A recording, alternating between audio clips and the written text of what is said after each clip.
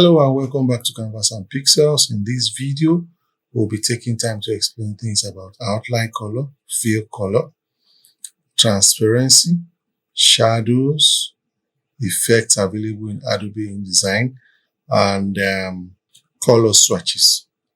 If you are ready, let's dive into it.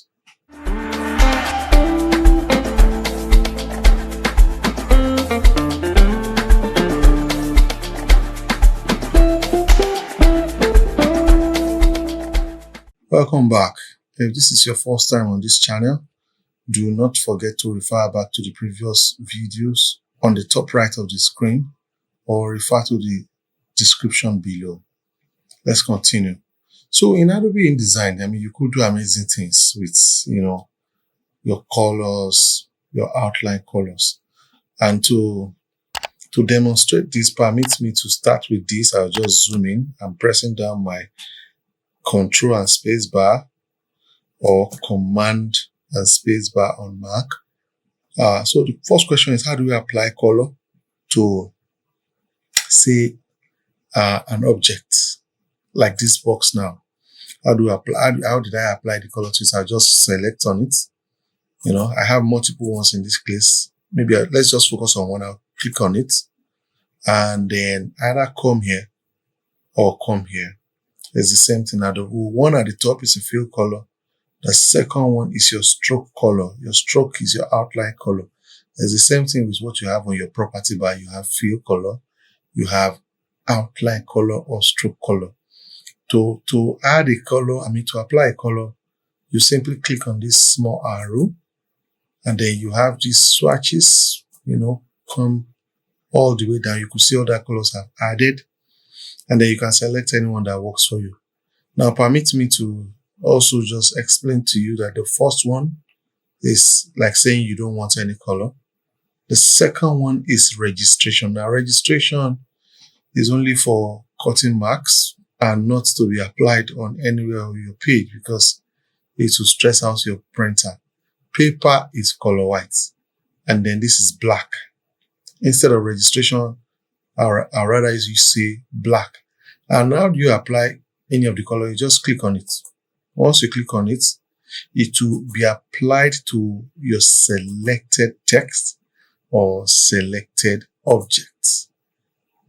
I hope it's clear. So let's assume that I've added that. I would like to zoom in a bit. I wanted to add a stroke to this. I will click on it and then come to the stroke or outline color, click on it, and then you could see a list of colors that has been added previously too. Let's assume I wanted to add this. No, let me add this. Yes. Now, in InDesign, you could change your thickness, just like every other software. Only that you also have outline styles. You could have double thick line, dotted, all kinds. You could try this, for example. And say, let's reduce it to that's not visible. Let's take it to something like this. You could try things like that if it works for you. All kinds of shapes are available in InDesign. All right. I'll return it back to the simple one. And then I also wanted to show you that for your fill color and stroke color, you could apply transparency, or let's call it tint. Now, this fill color is in 100% now. However, we could bring it down. I'll click on this tiny arrow here and then drag it. And when I'm dragging, did you notice what happened? You could also just put in the value. If you know the value, you can just say 50. All right, that's the 50 shade of that color. You could do the same thing for your stroke. The same thing. When you click here, you come to this portion, and then you can either click on this tiny arrow and drag, or you simply put in a value. I hope we are following.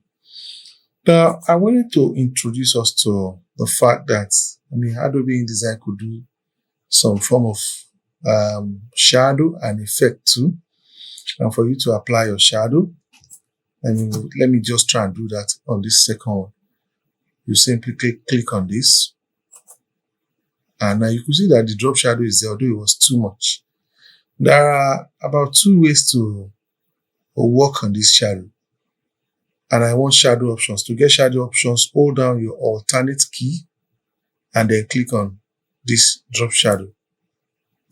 Now this is shadow option. I mean, effect options generally. All right. And in this place, you could adjust everything about this shadow. Let's just try and adjust. I mean, it's quite straightforward. I want to change the angle. All right. I want to change the opacity. It's too much. All right. What else do I want to change? I mean, distance, could just bring it down. You know, all the adjustments are kind of explanatory enough. Once you are done, you can just click OK. I hope you are following. Permit me to also show you one more thing quickly, and that is this effects where you have, and I mean, you could see some other effects apart from shadow that is popular. You have inner shadow, you have outer glow, inner glow, bevel, emboss, stain, basic feather. These are not things I usually like to do here anyway, but let's just do this one, bevel, emboss. When you click on it, now you could see that we already have an embossed object. The rectangle is embossed already. And again, you have all these other options to work with, whether you want it to be like that, you want it to be like this. You know, all the options are just advised that you take time to check them out. And when you see anyone you like, you just say okay. But in this case, I'll just knock it off. I don't want to say okay. Now, I wanted to show you, before I show you how to add colors to your swatches, that you could bring out your color palette and swatches palette by going to Windows, and then you come to color, and then let me just bring them out one by one. I'll say color. I'll go to Windows. I'll say color again. Say gradients. I'll go to Windows, colors again, and then say swatches. Now we could create like a group. You know, if you notice what we have done here, we have pages, layers, link. So let's try and create like a group. I will click this guy and dock it in here. So we have swatches, gradient, and then I will dock this guy here too. All right, so we have swatches, gradient, color. Let me put this one here. And then we could put it somewhere here, maybe at the top. So we see color, pages, and then paragraph style, character style. You can arrange it any way that works for you. Don't forget that you can also save it, you know. So I'll come to swatches. There is something I wanted to show us, and it's how to apply effects. You know, there are some effects that you see in Photoshop that is also available in Adobe InDesign. So to apply these effects I'm talking about, you simply either come up here and say transparency. Just watch.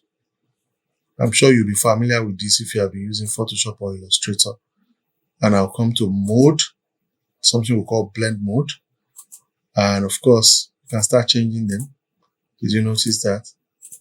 And that gives you different kind of effect, anyone that works best for you. You know, the way to know how to use some of these effects is to actually test them out one by one. All right. And there are cases where after applying one of them, you need to, you know, apply opacity.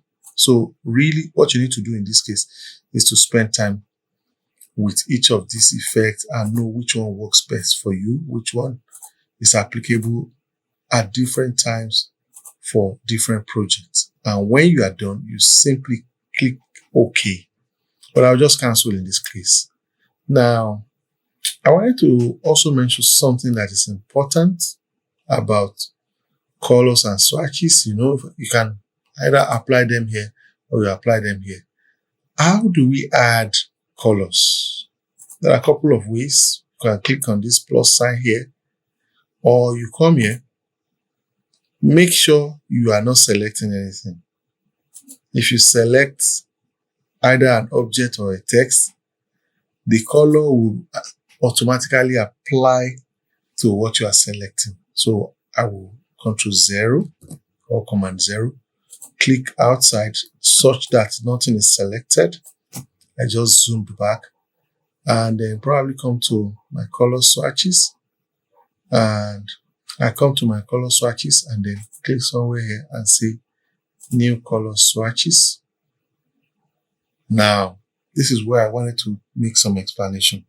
There are different types of colors that you could create. You could create process color or spot color. You are creating spot color if you are sure of that you have a Pantone chart or your press has a Pantone chart and they tell you the number of that spot color. So you simply impute it and it will be printed as that single color. If you are not sure, it's best to stay with process color. Now you also have color mode. You have CMYK. You have HSB. You have several other ones, but I will focus on HSBC, CMYK, and RGB. RGB and HSB, are both for screen colors. For example, you are working on a video or you are working on a document that will be viewed on screen and not to be printed. If you are working on a document that will be printed, please stay with CMYK.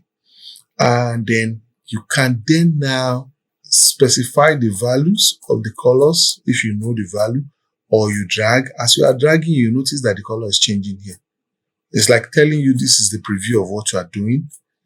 All right. And that tells you, that keeps showing you what you are doing until you are sure that's the color you want.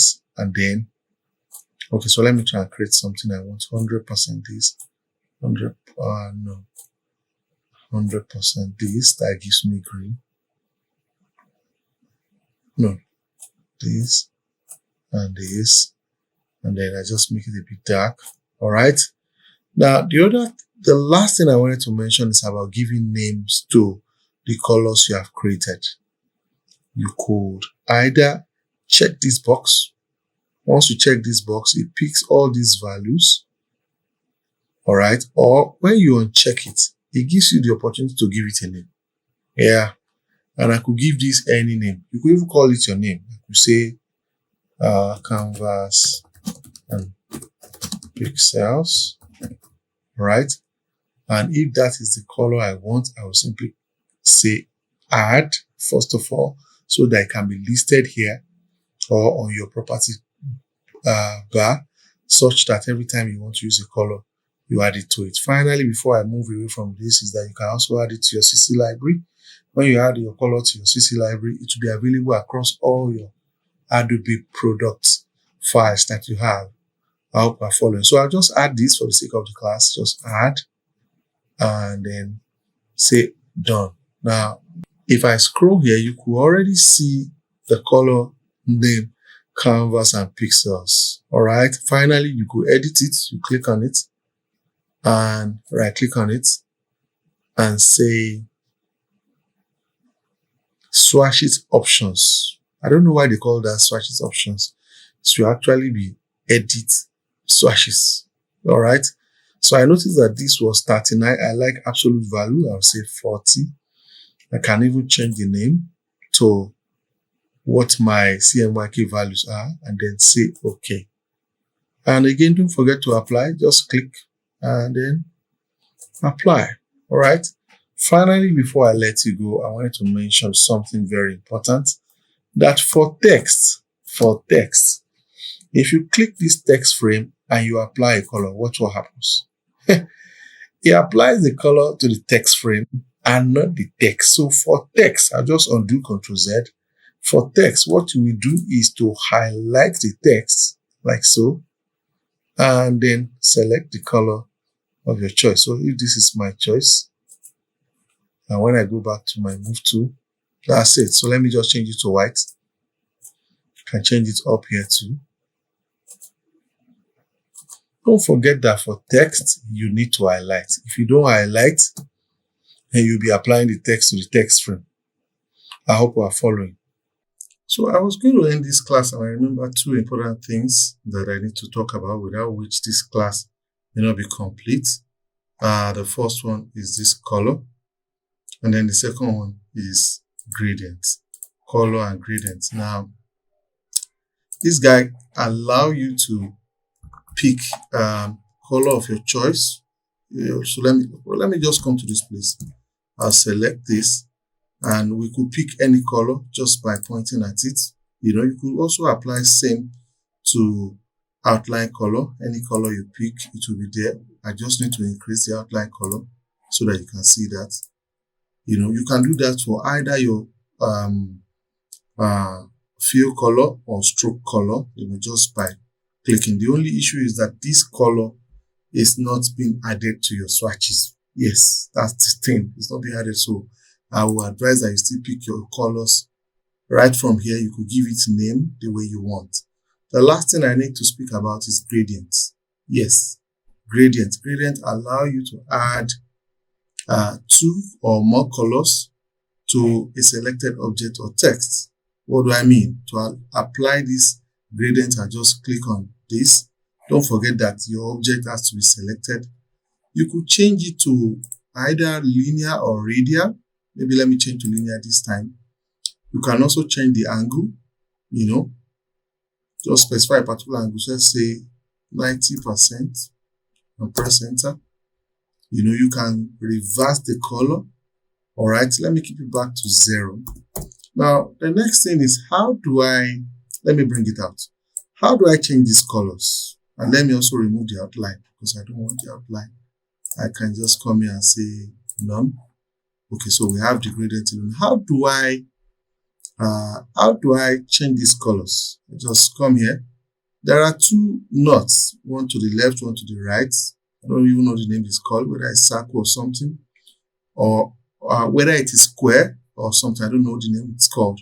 How do I change those colors to something that I want? I'll click on it. If I have the color on my color swatches, for example, I'll hold down my alternate key or option key and click. Sorry, my what do you call it was selected. So I'll click on it. Hold down my alternate key and click on the color that I wanted. Let me get to the second one too. Hold down my alternate or option key. I think I'm looking for this color and click. And you can see, it's looking nice from one side to another. Again, we can change it to radial if we don't like that. We can change the angle. I think I prefer linear. Let me say 45. Press enter. And I think, the other thing we could do is we could add more to it. Although that may not become some form of color rioting, except if you know what you are doing. We could also drag this to show which level of the color you want more on one side or the other. We could add one more color to it. I'll just click here and then go to my swatches panel. Let me apply red, hold down my alternate or options key and click, and then you can see that the red is added. I hope we have been able to learn 1 or 2 things in this class. Do not forget to like, subscribe, and hit the bell button so that every time I upload new videos, you'll be notified. Thank you. See you in the next video.